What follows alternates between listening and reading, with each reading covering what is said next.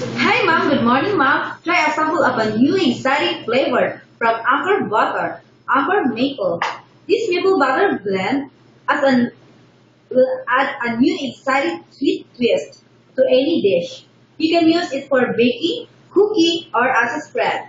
For only 105 pesos lang po ma'am. Kaya ma'am, bumili na po kayo ma'am sa halagang 105 lang po ma'am. Solid na po siya ma'am.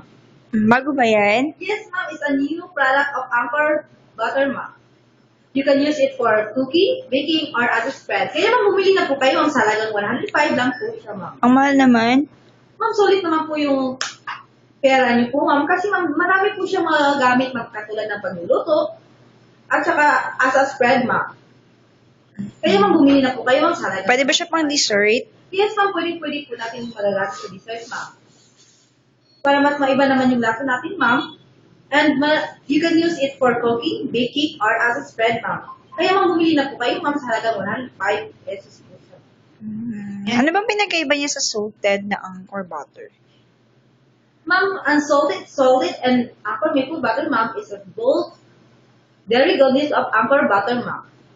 Pero yung Anchor maple butter, ma'am, ito po ay mas pinabagot, sweet twist to any dish, ma'am. Kaya, may enjoy natin yung pagkainan sa ating pamilya, ma'am. Kaya, bumili na po kayo sa halagang 105 and 200 grams lang po siya, ma'am.